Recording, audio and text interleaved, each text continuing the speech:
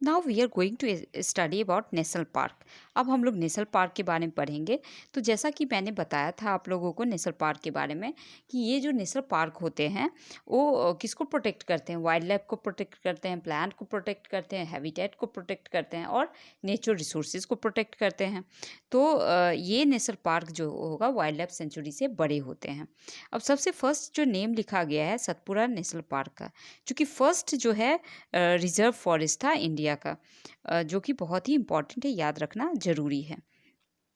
तो ये जो प्रिजर्व करते हैं flora, fauna, landscape, historic object को ये प्रोटेक्ट करते हैं।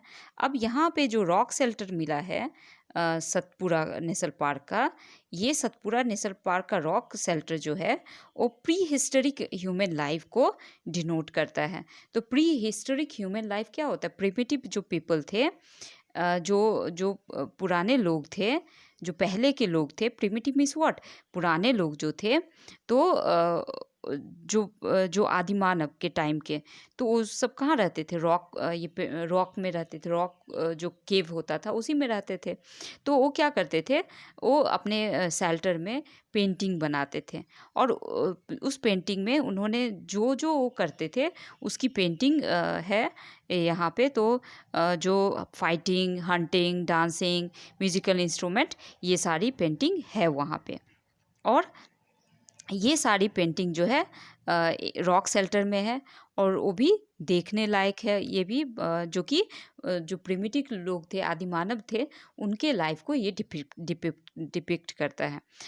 और कितने टोटल जो है 55 रॉक शेल्टर जो है पंचमढ़ी बायोस्फीयर रिजर्व में मिले हैं। तो ये रहा पंचमढ़ी बायोस्फीयर जो रिजर्व है, जिसके अंदर सतपुरा नेशनल पार्क आता है। हम लोग नेशनल पार्क की बात कर रहे हैं।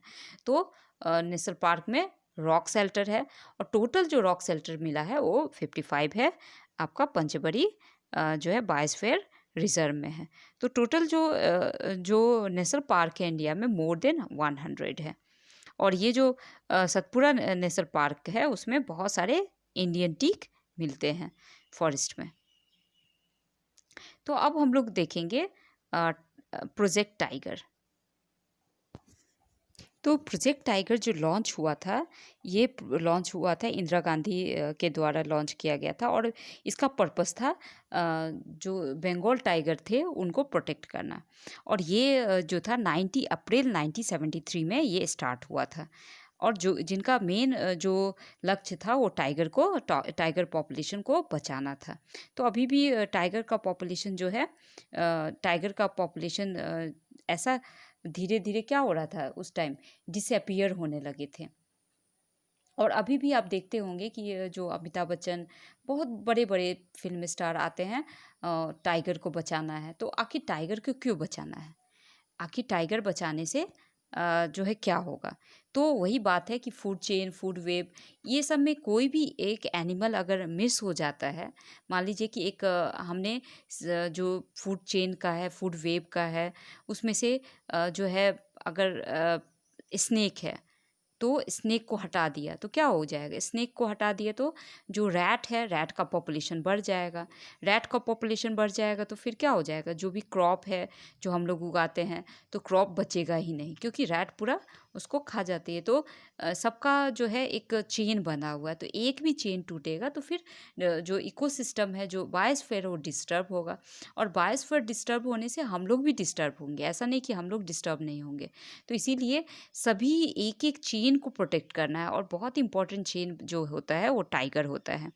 तो टाइगर को प्रोटेक्ट करना है। नाउ अब एक चीज़ यहाँ पे आ रहा है, endangered animal. Okay, endangered animal.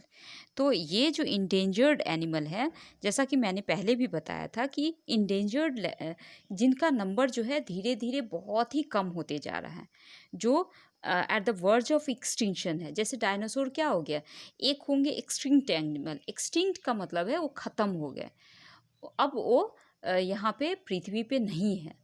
जैसे डायनासोर जो एक्सटिंक्ट हो गए। लेकिन कुछ एनिमल ऐसे हैं जो हैं, लेकिन उनका नंबर धीरे धीरे इतना डिक्रीज हो रहा है कि बाद में पता चलेगा वो पूरी तरह एक्सटिंक्ट हो गए। तो वैसे एनिमल को कहा जाता है इंडेंजर्ड एनिमल कहा जाता है। तो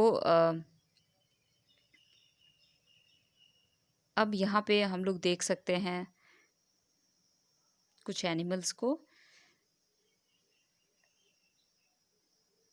जैसे हो गया बारहसिंगा, और यहाँ पे जो वाइल्ड बुफेलो है, देन यहाँ पे जो बारहसिंगा है, ये सब क्या है, इंडेंजर्ड लेवल में है।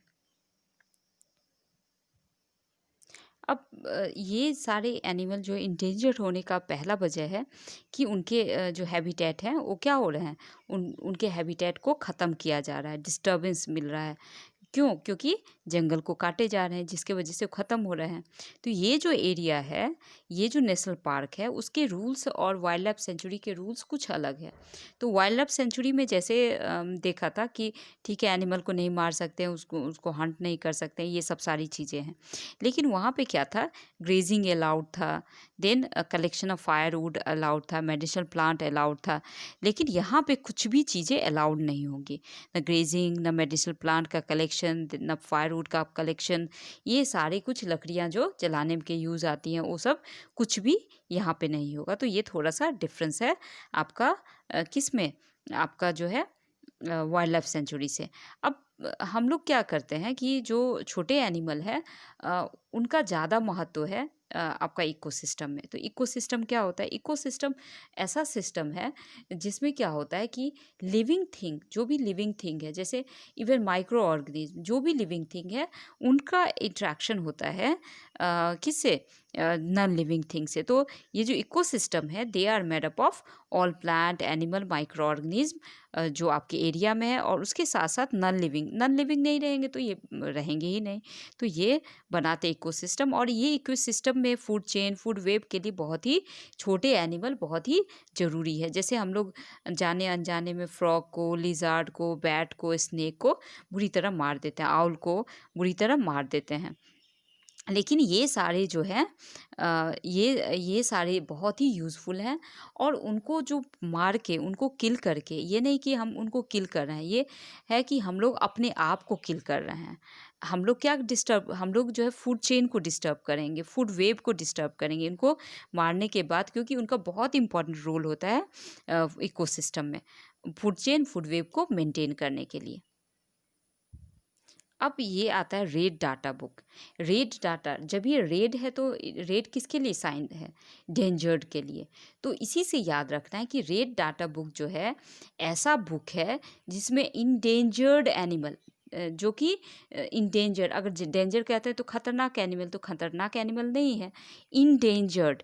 तो इंडेंजर्ड एनिमल और प्लांट के लिए जो नंबरिंग जो होती है कि उसमें डाटा होता है इंडेंजर्ड एनिमल प्लांट का। तो ये मेंटेन होती है इंटरनेशनली बाय एन ऑर्गेनाइजेशन, और इंडिया भी मेंटेन करता है रेड डाटा बुक को, और ताकि लोगों को पता चले कि ये इंडेंजर्ड स्पीसीज़ है, ये इंडेंजर्ड एनिमल है, तो लोग ज़्यादा उनका ख्याल रख सके, उनके नंबर को इंक्रीज़ किया जा सके, और जिससे कि हमारा इकोसिस्टम अच्छे से चल पाए, जो भी फूड वेव है, फूड चेन है, वो अच्छे से हो पाए। यहाँ पे माइग्रेटरी बर्ड्स की बात कही गई है। ये माइग्रेटरी बर्ड्स होते क्या हैं, और ये हमारा जो है हमारे कंट्री में भी ये माइग्रेटरी बर्ड आते हैं, जो कि आते हैं सुल्तानपुर और भरतपुर में। सुल्तानपुर जो कि हरियाणा में है, और भरतपुर जो राजस्थान में है। तो ये यहाँ पे आते हैं। तो ये माइग्रेटरी बर्ड होते क्या है, और क्यों इनको माइग्रेटरी बर्ड कहा जाता है। तो ये जनरली पोलर रीजन से, ये बर्ड जो होते हैं पोलर रीजन से आते हैं, जहाँ पे बहुत ज़्यादा ठंडी होती है, -37 डिग्री सेल्सियस होता है।